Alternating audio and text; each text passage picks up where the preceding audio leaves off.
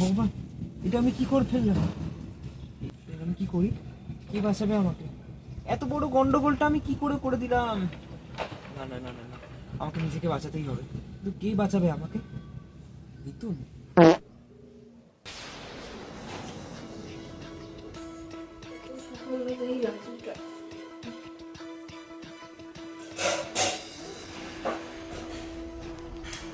Hello.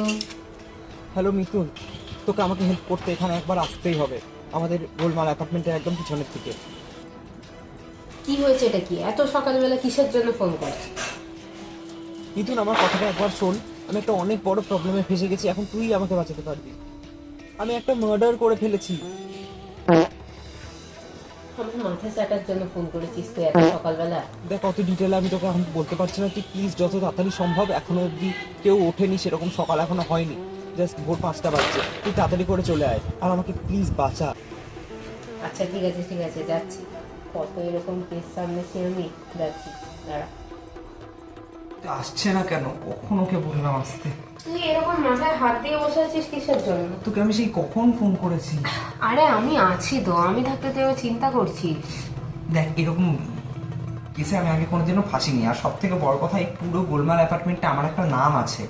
সবাই জানে যে রাজু কত ভালো একটা ছেলে। দাঁড়া দাঁড়া দাঁড়া, কুল, আমি আছি, সব ব্যবস্থা হয়ে যাবে। বডি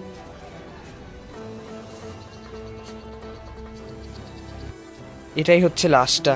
আমি এরকম একটা পেপার, মানে এইরকম একটা প্লাস্টিকের মতো এটা দেখলাম পাশে পড়ে আছে, একটা দড়ি নিয়ে এসে আমি তাড়াতাড়ি লাশটাকে এটার ভেতরে বেঁধেছি। এবারে বল কি করতে হবে? এটার মধ্যে সত্যি বলছিস লাশ আছে? আমি তো সেটাই বলছি, দেখ রোদ উঠে গেছে, এটার মধ্যে লাশ আছে। আমাদের এটাকে এক্ষুনি ডিকম্পোজ করে ফেলতে হবে, নাহলে কিন্তু মুশকিল হয়ে যাবে। আমি খেয়ে নিয়েছি।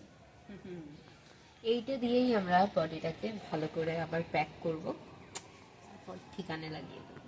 কি কি লুকিয়ে রেখেছিস তুই তোর স্কার্টের তলায়?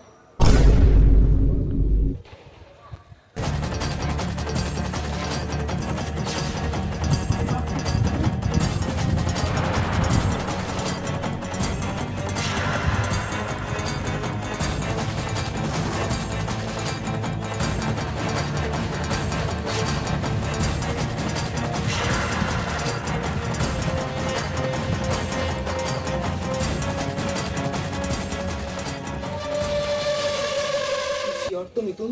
কেউ কিছু বুঝতে পারবে না? আমরা ফেসে যাব না?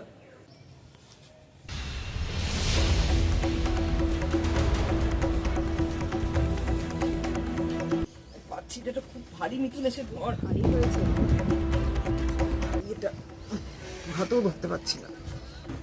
Fail fail fail fail fail fail fail fail. 1 2 3